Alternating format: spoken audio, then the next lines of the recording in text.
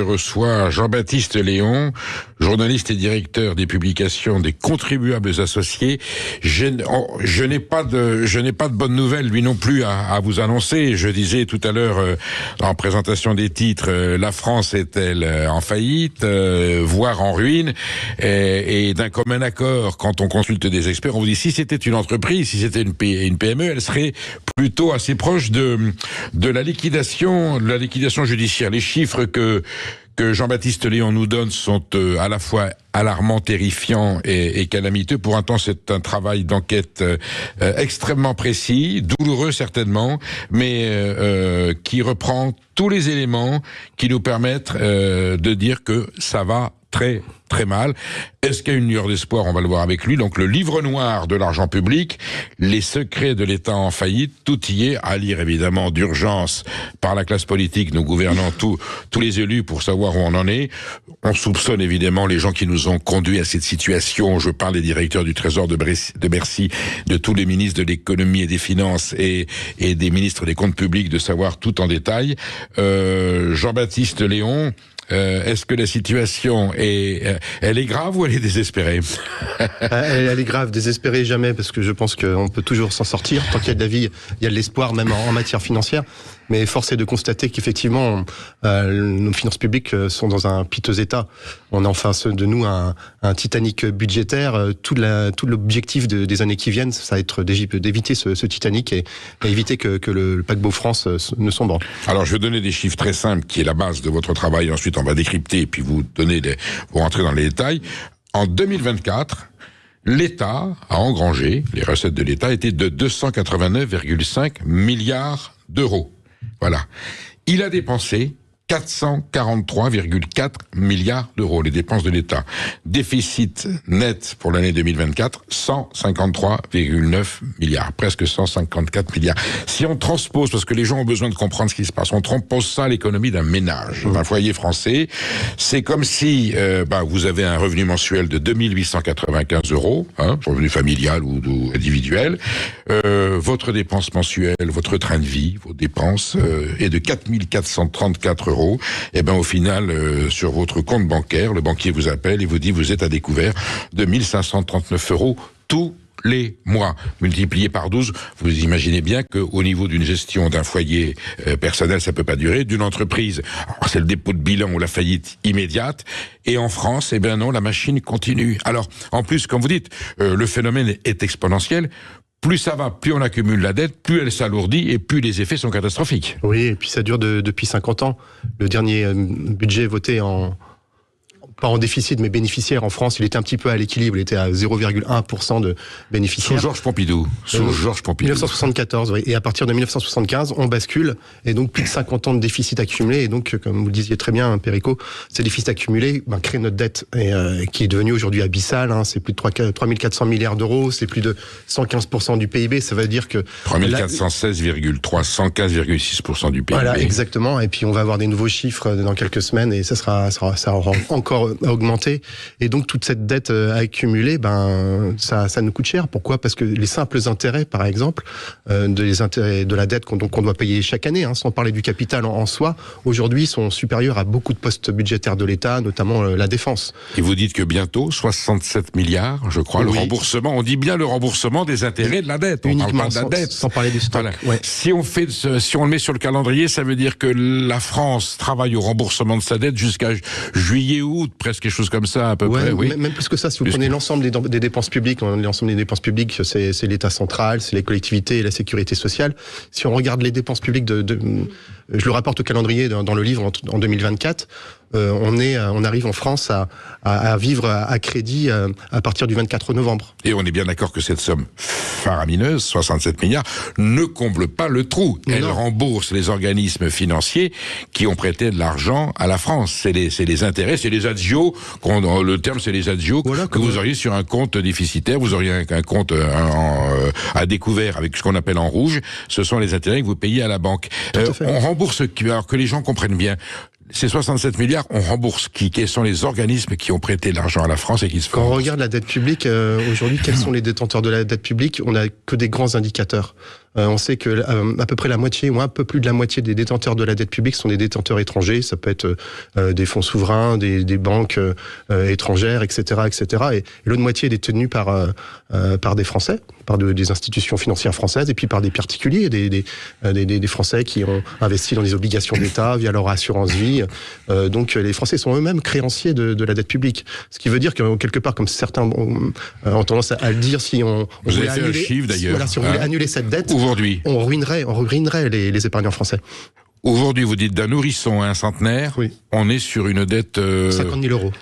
50 000 euros par habitant. Par habitant. Voilà. Donc s'il fallait la rembourser tout de suite, alors il y en a qui pourraient payer, oui. Et il y en a énormément qui ne pourraient pas la payer. Enfin, oui. je veux dire, et pour revenir, pour voir à quel point l'étendue des choses s'est aggravée, quand on parlait tout à l'heure du calendrier, donc jusqu'à partir du 24 novembre, la France vit à crédit. En 1980, ça allait beaucoup mieux. On était à crédit simplement les 4 derniers jours de l'année. C'est dire si... Les 4 derniers jours de l'année. Les 4 derniers jours. Là, aujourd'hui, c'est 38 jours. Cette année, voilà. C'était la statistique est terrifiante. Comment fonctionne, j'allais dire, la demande de la dette? Vous êtes le gouvernement, le ministre de l'économie et des finances, Premier ministre, président de la République. On va dire que ce soit Giscard d'Estaing, Mitterrand, Chirac, on fait un bilan annuel et Bercy vous dit il va nous manquer de temps pour finir l'année, c'est ça?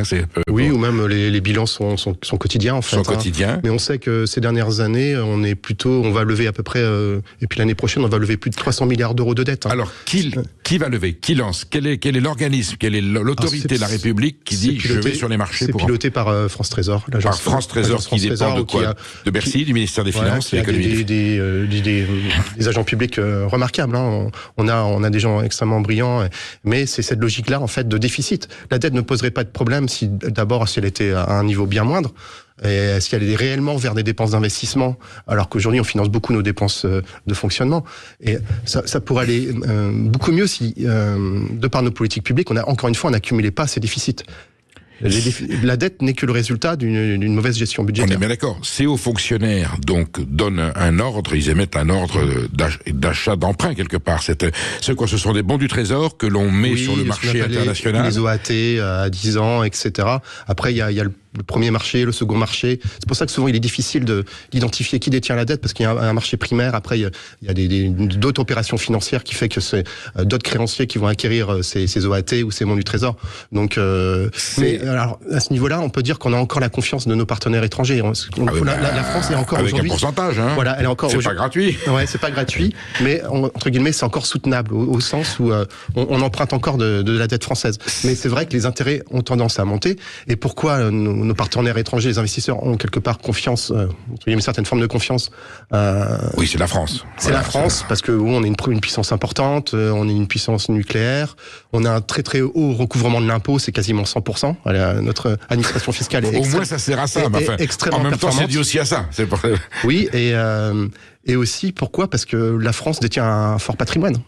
Si vous faites le cumul du patrimoine français, de l'épargne des Français immobiliers, on a quasiment 20 000 milliards de richesses. Alors, dites-le doucement. Ça fait dire aux créanciers que quelque part, si l'État est en faillite, peut-être qu'on pourra ponctionner un peu plus l'argent des Français. Jean-Baptiste Léon, dites-le doucement, parce que je pense qu'il y a des organismes politiques en France qui seraient dit, mais il y a un petit pactole qui dort dans le bas de laine, et si on allait s'en servir pour colmater je suis sûr que ça traverse la dette. Ça a été dit il n'y a pas très longtemps par certains élus, oui. Pour en rester au mécanisme, ces fonds financiers sont versés à la Banque de France. Vous voyez que comment ça se passe concrètement pour que les gens comprennent? On emprunte sur les marchés internationaux, on nous fait un virement de tant de centaines de millions de dollars. Moi, personnellement, je suis un observateur, je ne suis pas un économiste en soi. En tout cas, c'est bien de l'argent qui est emprunté. C'est l'argent qui est emprunté à des fonds qui prêtent. Oui, en ils France, comptabilisent. Encore à des fonds français ou à des fonds, encore une fois, étrangers. Mais c'est le gros problème, en fait, de cette dette, après, c'est la dimension souveraine. C'est-à-dire que, quelque part, ces acteurs financiers étrangers peuvent faire pression sur notre pays. Voilà. Et c'est ça le plus grave, quelque part. On dit que la Chine détient une grande partie de la dette américaine. La dette française est détenue par des puissances défense étrangère, Oui. ou des organismes privés ou publics. Ça Ça peut être les Qataris, les Saoudiens, des Norvégiens. Je pense que les Norvégiens ont un fonds souverain qui est extraordinaire. Donc, ils sont une économie extrêmement puissante et donc détiennent une part de la dette. Donc en sous-main ou quelque part, si la situation géopolitique internationale s'aggrave, ça peut être des leviers de pression. On l'a très bien vu au moment de la crise grecque, où la Chine a beaucoup prêté aux Grecs, mais à un moment elle a dit aux Grecs, non, il n'y a pas besoin de nous rembourser, messieurs les Grecs. En revanche, on veut bien vous acheter une partie du port du Pirée. Et voilà, donc c'est un pan de souveraineté grecque qui a disparu. Ce genre de choses pourrait peut-être nous arriver si on ne corrige pas le tir. On peut démanteler, on se souvient que l'aéroport de Toulouse avait failli être vendu aux Chinois, donc on peut démanteler le patrimoine économique et les richesses de la France. Ça veut dire que notre souveraineté est atteinte. La souveraineté de la France est limitée en termes financiers aujourd'hui. Oui, je pense, et ça, il y a un autre pendant, vous parliez de l'aéroport de Toulouse, mais on retrouve cette situation dans l'économie privée aussi, avec notamment énormément de vignobles qui sont achetés par des acteurs étrangers, dont chinois. Pourquoi ? Parce qu'en fait, notre économie privée, entre guillemets, pâtit beaucoup de la prééminence de l'économie publique et de la dépense publique. C'est-à-dire qu'un euro de dépense publique, c'est 1 euro de moins qui va être levé par l'impôt, ça va être 1 euro de moins pour une entreprise, voire 2 euros de moins pour pouvoir investir. Donc notre suradministration, en fait, a des conséquences dramatiques sur notre économie, et ce qui explique après qu'effectivement, que par rapport aux partenaires étrangers, eh bien, on n'est pas très bon.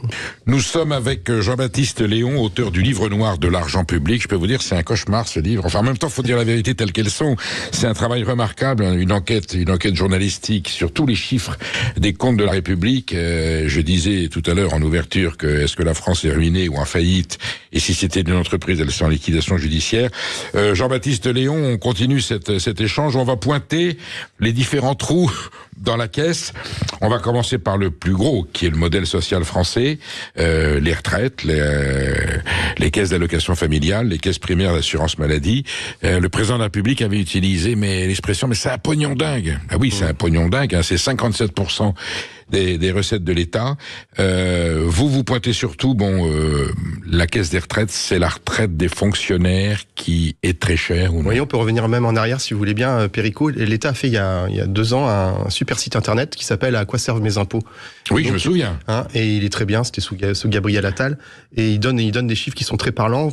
Que financent nos impôts ? Effectivement, comme vous le disiez très bien, sur 1 000 euros d'impôts, plus de la majorité va, 561 euros exactement, va à la protection sociale, donc les retraites, la santé, l'aide aux familles, le chômage. Si on regarde, on peut revenir un petit peu sur ce qu'on disait tout à l'heure, pour l'éducation, c'est 88 euros sur 1000. Le fonctionnement des administrations, c'est 66 euros. Et par exemple, si on regarde l'aspect régalien des choses, c'est-à-dire défense, sécurité, police, et puis diplomatie, on est à 561 euros sur 1000 de dépenses sociales, et le régalien, il est aux alentours de 60 euros. Vous vous rendez compte ? Mais vous vous rendez compte. C'est dire, et le régalien, c'est vraiment l'émission pure de l'État. De l'État, et ils s'en intéressent, et on est en train de corriger le tir, Dieu merci, mais l'écart entre cette sphère sociale qui est XXL et le régalien qui est en t-shirt taille S très serré est gravissime. 561 euros sur 1 000 euros que gagne l'État chaque année, donc 56,10%, on arrondit à 57 pour certains, c'est le prix du modèle social français. Oui. C'est à l'honneur de la France et de la République, sauf que la phrase de Raymond Barre, nous vivons en 1976, nous vivons au-dessus de nos moyens, là c'est plus qu'au-dessus de nos moyens. On vit de façon absolument aberrante par rapport à notre richesse. Je me souviens d'une phrase, quelqu'un qui avait rencontré Marcel Dassault qui disait à son petit-fils, tu ne peux pas dépenser plus que tu ne gagnes dans ton bilan financier. Le modèle social français, donc 561 euros sur 1000 chaque année, je suis sûr, et on le sait, on va pas le supprimer, il est l'honneur de la France et c'est une conquête citoyenne, une conquête politique.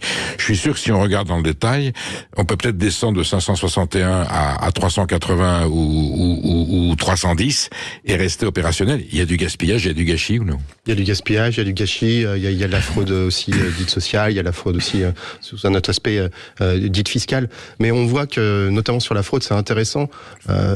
L'État s'y est mis. Pendant longtemps, on n'avait pas tellement de chiffres officiels autour de la fraude. Il y avait des très bons essayistes qui avaient essayé de... Il y a des contrôles. Oui, il y a des contrôles, mais pas assez. En fait, on n'a pas assez de moyens de contrôler. Et par exemple, dans les CAF, etc., ils sont quelques centaines pour toute la France pour contrôler, même si ça avance. Mais c'est toujours difficile, par exemple, pour les CAF, c'est une administration qui est là pour caisse d'allocation familiale, hein. Ouais, voilà. Ce sont des administrations qui sont là pour verser des subsides, donc ils ont du mal. C'est pas leur logique première à contrôler leur propre. Elles n'ont pas été faites pour ça. Donc on manque de contrôleurs. Et cela dit, donc il y a 2 ans, l'État a réussi à chiffrer le montant potentiel. Alors c'est qu'une estimation et qui est sous-évaluée de 4,5 milliards. Oui, ça dépend des branches, mais par exemple juste pour la fraude sociale, on est à 13 milliards identifiés, 13 milliards. estimés. 8%, hein, 8% par an en fraude ou en... Ouais, ça dépend des branches, mais ça peut être même beaucoup plus pour certaines. Mais sur ces 13 milliards d'euros estimés, il y en a vraiment 2,1 milliards qui a été purement identifié. Donc on sait que ça c'est vraiment de la pure fraude, et sur les 2,1 milliards, il n'y en a que 600 millions qui ont été récupérés. Donc c'est à dire qu'il y a des marges de manœuvre, il y a encore moyen d'avancer plus sur ce type de thématique. Droits abusifs qui sont... Oui, fraude aux cotisations, c'est-à-dire fraude aux prestations, c'est de toute nature, c'est des particuliers, c'est des professionnels. Cartes vitales qui se promènent. Voilà, c'est ça aussi. Même si là, sur les cartes vitales, ça a beaucoup évolué. Effectivement, il y a quelques années, on avait plusieurs centaines de milliers, si ce n'est plusieurs millions qui étaient en circulation. Et là, il y a eu un redressement important qui a été fait, qui permet de corriger ce type de travers. Donc, alors, le sujet des retraites qui est au cœur du débat politique français et qui anime la vie politique depuis 3 ans, qui déchire le pays d'ailleurs. Vous dites oui, il y a un problème des retraites, c'est clair. En même temps, c'est la fierté de la France pouvoir donner à ses retraités un niveau de vie raisonnable. Vous dites que le poids le plus lourd, il pose quand même sur la retraite de la fonction publique. Oui, et tout à l'heure on parlait de la dette. Là, c'est ce qu'on appelle aussi la dette hors bilan. C'est une dette qui est à côté de la dette officielle et qui considère, qui prend en considération, ce qu'on appelle les engagements hors bilan de l'État. Donc c'est des promesses en fait de l'État. L'État s'est engagé à payer un certain nombre de choses, et notamment donc la retraite des fonctionnaires. En 2023, on estimait que cette dette hors bilan était à quasiment 4200 milliards. Donc c'est le double de la dette officielle. 4,188. Ouais, tout à fait. Expliquez-nous ce que c'est que l'engagement hors bilan. C'est-à-dire, c'est un emprunt supplémentaire qui n'est pas fait dans les procédures habituelles. Ce sont des garanties, c'est des engagements qui ont été pris avec par des l'État, banques. Par le gouvernement. Donc Oui, ça concernait certaines garanties qui ont été mises en place pendant le Covid aussi. C'est les subventions d'équilibre au système SNCF, et donc c'est les engagements, c'est-à-dire donc ce que l'État va devoir payer en termes de retraite à ses fonctionnaires dans le futur. C'est de la somme empruntée, ça aussi, ou non? Pour payer ou pas direct? Oui. C'est difficile de le savoir. Oui. C'est difficile de savoir parce que c'est un engagement. C'est un engagement. Et il faudra pas y couper. Alors ces engagements peuvent baisser, mais ils peuvent augmenter aussi selon qui a payé, selon les engagements qui vont être pris. Cette somme peut évoluer à la baisse ou à la hausse. Donc 3 416 milliards officiels plus les 4 milliards 188. Donc on est loin des 8 000 milliards. Oui. Oh là là là là. Ça fait 100 000 euros sur la tête ou sur les épaules de chaque Français, du bébé dont on parlait tout à l'heure jusqu'à... Vous êtes en train de nous annoncer, Jean-Baptiste Léon, que la vraie dette de la France aujourd'hui, elle s'approche des 8 000 milliards, 7 800 quelque chose. Oui. On peut s'en remettre ou non, ou il vaut mieux mettre la poussière sous le tapis? Non, encore une fois... C'est le Titanic, hein? Ouais. Ah, c'est le Titanic. Heureusement qu'il n'y a pas d'iceberg en vue. Parce que là... je commence le livre par cela. Mais c'est pour ça que je vous dis Titanic, ça. Oui. Et au capitaine, je crois qu'il s'appelait le capitaine Smith. Qui va prendre, de l'État. Oui, mais il reste à bord, lui. Il reste à bord, quand ça coule. Avec la musique, avec l'orchestre. Les musiques.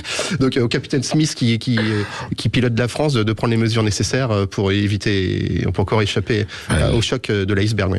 Les capitaines Smith qui nous gouvernent depuis 74, voilà, ils ont tous leur part de responsabilité. Voilà, donc c'est maintenant qu'il faut que ça bouge, il faut que ça change vraiment. Oui. Est-ce qu'on peut dire qu'il y a un tournant? Alors, je fais pas un jugement de valeur.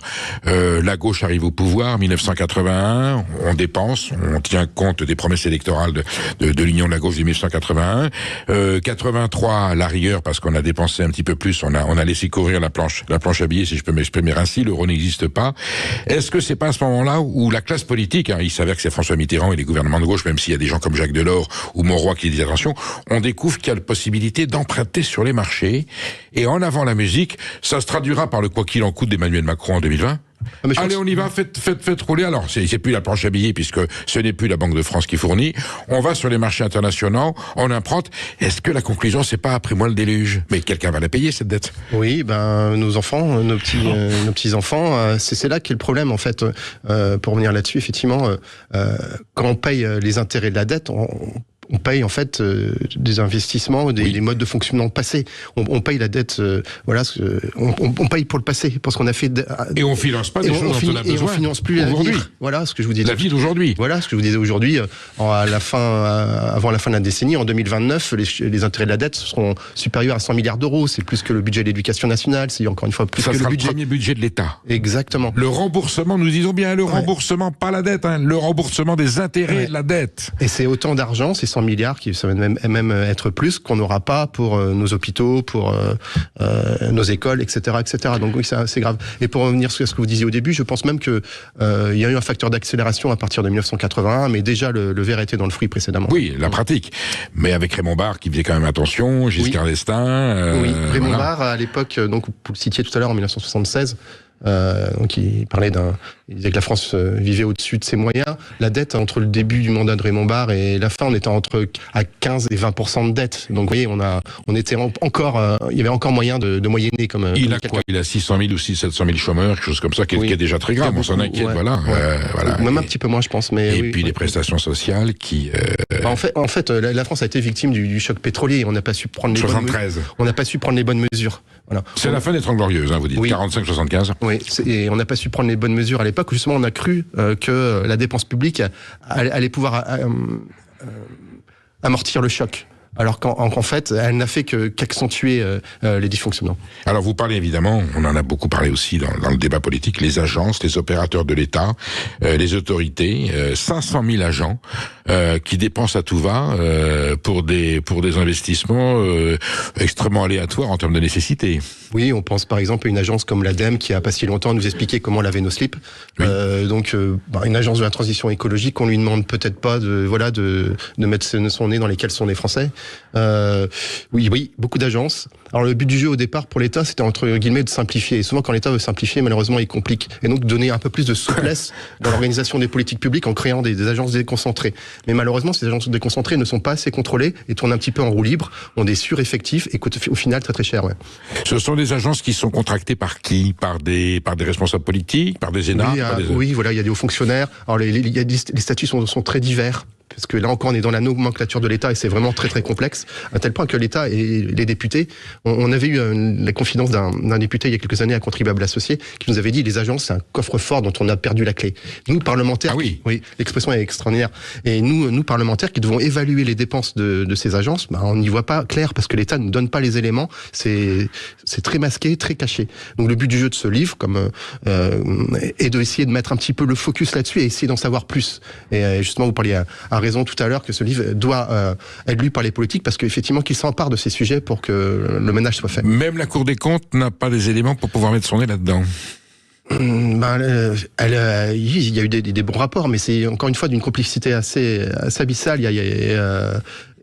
C'est une usine à gaz qu'on peut dire. C'est une usine à gaz, comme beaucoup de choses en France. Et les parlementaires qui sont là pour évaluer les dépenses de l'exécutif, il y a des budgets annexes qu'on appelle les jaunes, les bleus, etc., qui doivent récapituler tous les éléments financiers des agences. Et en régional, ils sont pas intégraux ces éléments. On n'a pas on n'a pas l'intégralité des éléments. Mais après, il y a des très bons élèves. Il y a des agences qui vont très très bien se comporter et d'autres qui gaspillent. Oui. Ces États. Nous sommes avec Jean-Baptiste Léon, auteur du livre noir de l'argent public. Il est 13h34 et nous décryptons la situation calamiteuse dans laquelle se trouve l'économie française.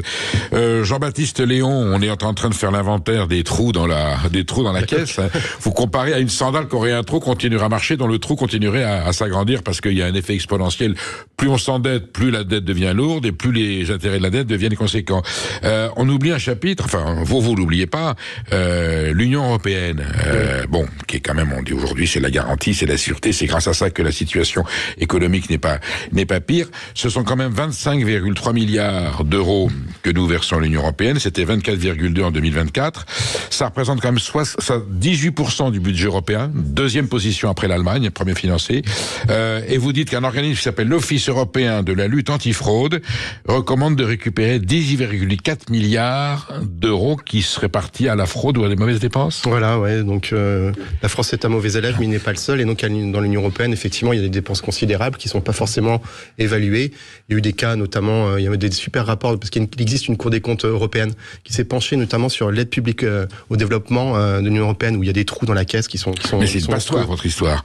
Oui, Oui. L'économie française européenne, c'est une passoire. Il y a des trous dans la raquette partout. Il y a des trous dans la raquette parce que c'est un peu une logique d'une certaine administration, c'est on cherche pas, on donne pas d'objectifs d'abord, et ensuite on n'évalue pas les procédures en cours de route, ce qui est fort dommageable parce que au final ça augmente les coûts et ça fait des trous dans la caisse. Les 25 milliards, on en récupère, je crois, 13, quelque chose comme ça. Ouais, ça dépend des années, mais on va dire depuis 5-6 ans, on est déficitaire. Voilà. Oui, en gros, ça coûte 12, 13, et puis ça nous rapporte 13, quoi. Enfin bon, oui, en fait, ça va augmenter.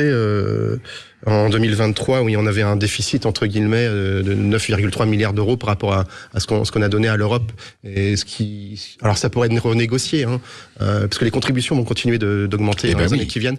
Mais après, certains pays ont su le faire, les Britanniques en leur temps, les Autrichiens, etc., renégocier cette contribution. Mais beaucoup d'acteurs politiques ou économiques disent que ça pourrait avoir des conséquences dramatique sur la PAC et donc sur l'aide à nos agriculteurs. Oui, donc on croise les doigts pour que le Titanic ne rencontre pas d'iceberg. Mais des icebergs, il peut y en avoir. S'il y a un mauvais alignement des planètes, une crise internationale plus sévère que ce qu'on a connu en 2008, ou autre cataclysme géopolitique, là on pourrait se retrouver dans une situation extrêmement douloureuse, si je comprends bien. Oui, ou alors cette situation fera que justement la dette ne sera plus un sujet et permettra de résoudre le problème dans un cadre cataclysmique peut-être, mais ça peut être une porte de sortie que je ne souhaite pas, mais c'est ce qu'ont fait les bolcheviks en 1917. Ils ont dit voilà, l'Union soviétique n'a plus de dette, on efface et l'empire russe est parti à la poubelle. Mais ça poserait certainement des problèmes.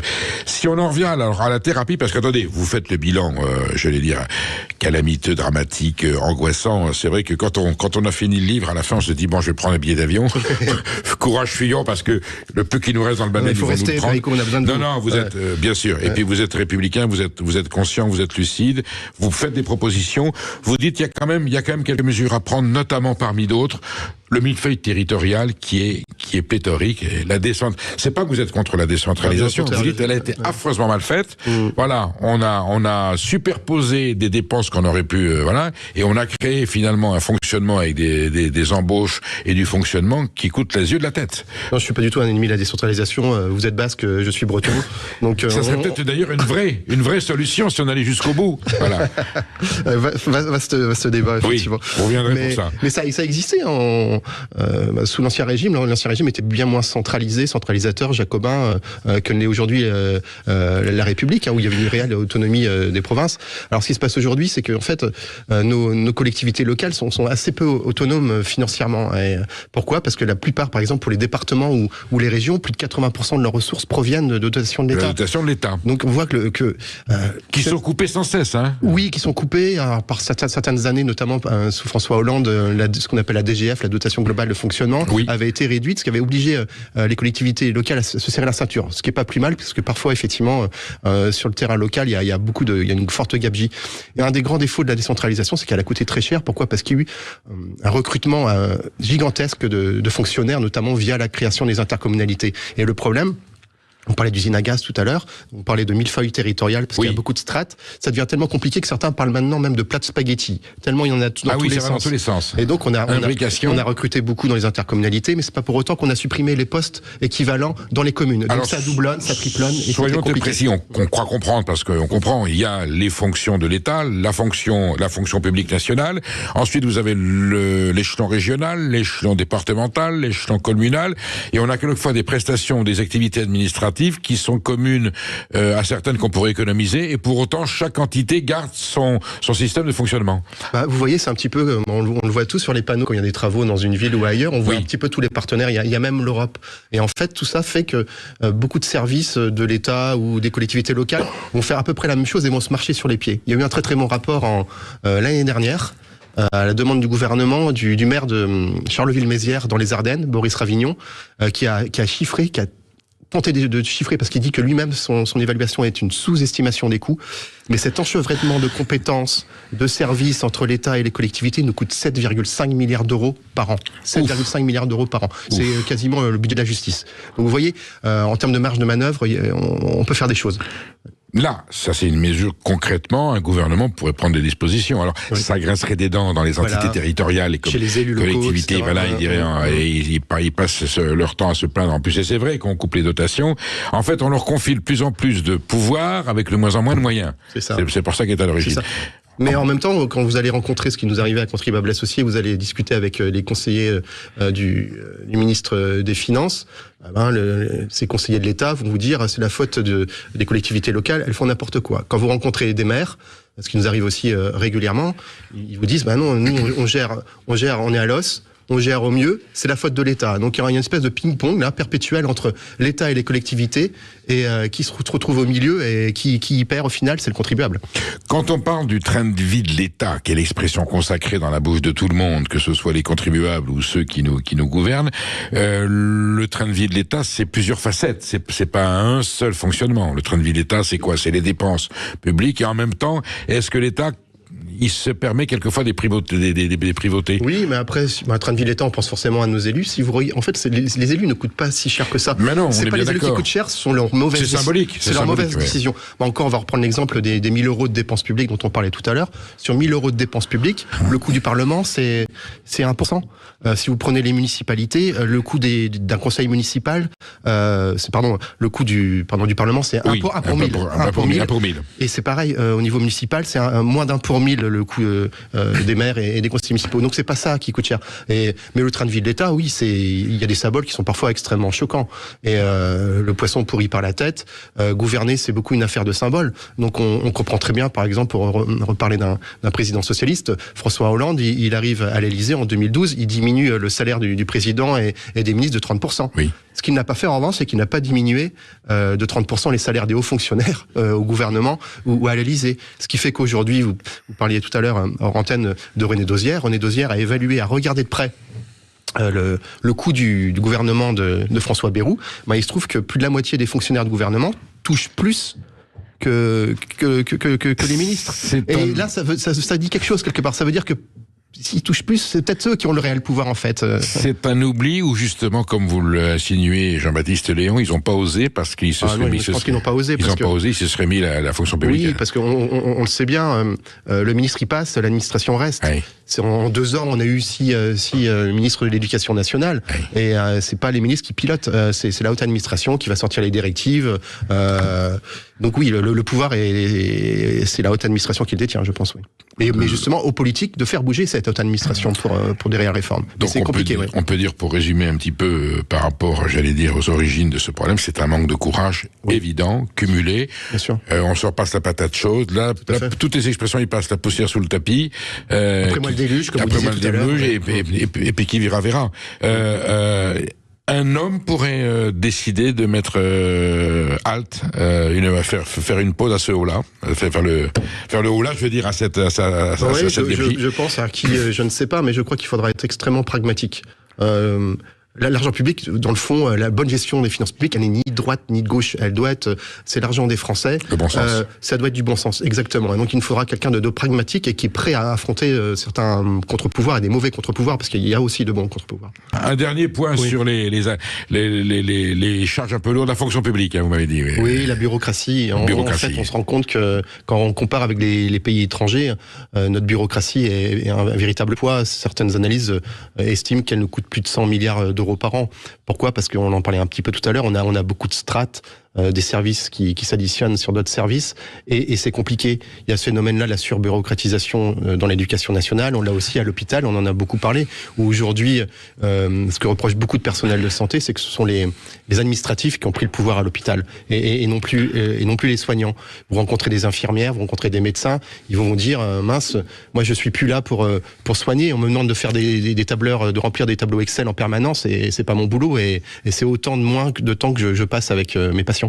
Alors nous avons Jean-Pierre qui nous appelle de Marseille, qui a certainement une question pertinente à vous poser, Jean-Baptiste Léon. Bonjour Jean-Pierre.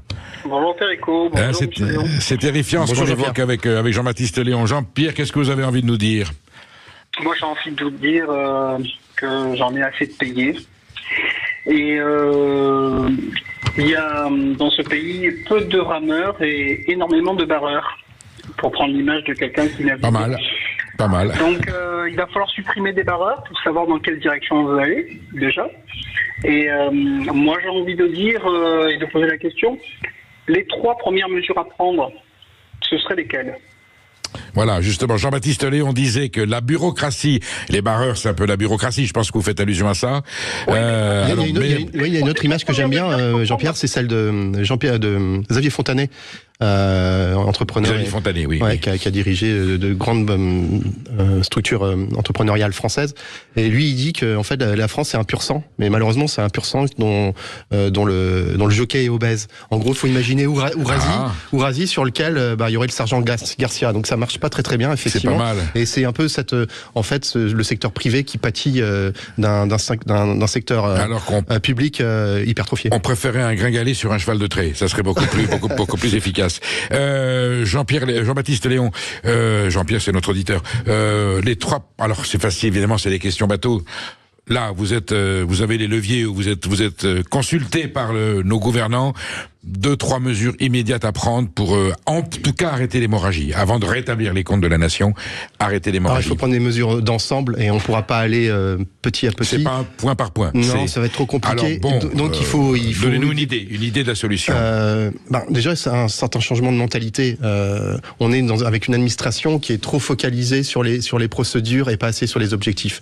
Il faut mettre un petit peu plus d'évaluation, un peu plus de regarder de près les choses. Après, effectivement, une des premières choses à faire, je pense, c'est ausculter un petit peu la fonction publique, récompenser les bons élèves, c'est-à-dire les fonctionnaires méritants, et mettre, si ce n'est ou pas, en tout cas, favoriser ceux qui travaillent bien, et quelque part, j'ose pas employer le terme, mais punir ceux qui font pas le boulot. Alors, comment on les repère, ceux qui travaillent bien? Est-ce qu'il y a un moyen de les situer? Justement, ça va dans cette logique-là de la fonction publique, de l'administration, qui doit vraiment rentrer dans cette logique du mérite qu'elle a pas forcément. Elle est plutôt dans la logique, on va dire, du petit chef.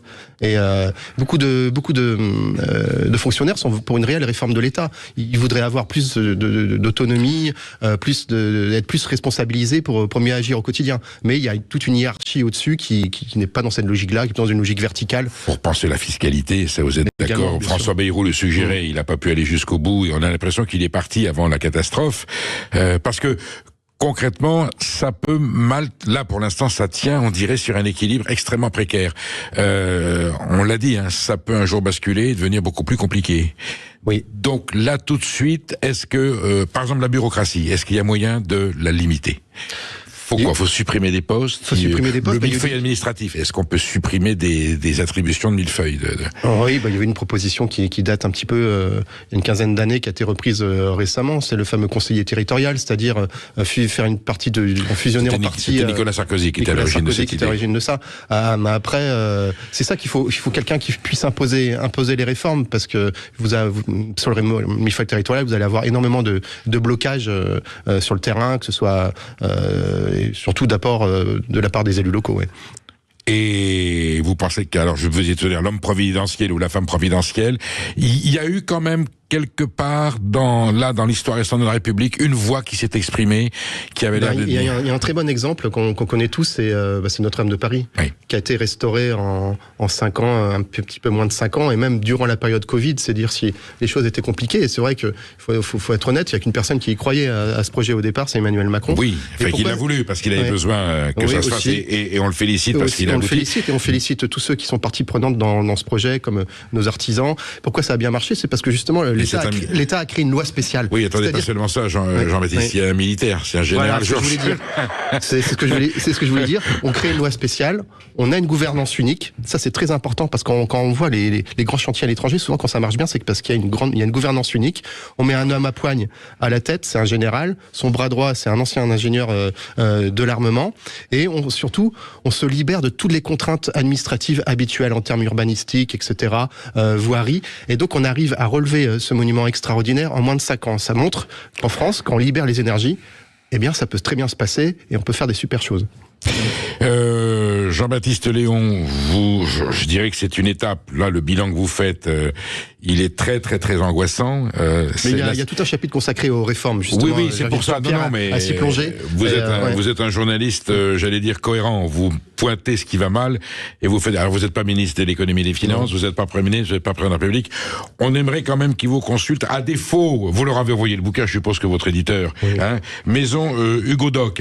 Tout à fait. Donc ça, il faudrait que ce soit sur le bureau de tous les députés, de tous les sénateurs, de tous les ministres à venir et futurs de nos gouvernements, qu'ils l'apprennent. Vous êtes prêts à les aider à décrypter s'il y a des choses qui leur échappent là-dedans ou les hauts fonctionnaires de c'est le Bercy? travail qu'essaye de faire au quotidien notre association Contribuables Associés, qui est là pour porter auprès des élus les éléments d'une bonne gestion de l'argent public. En tout cas, à lire, chers auditeurs, lisez ce livre, le livre noir de l'argent public. Je le remonte à l'antenne parce que au moins ça vous expliquait, moi qui croyais avoir quelques idées sur le déficit de la France. J'ai compris des mécanismes et j'ai pu décrypter des aspects un peu compliqués. On voit très bien pourquoi on en est arrivé là.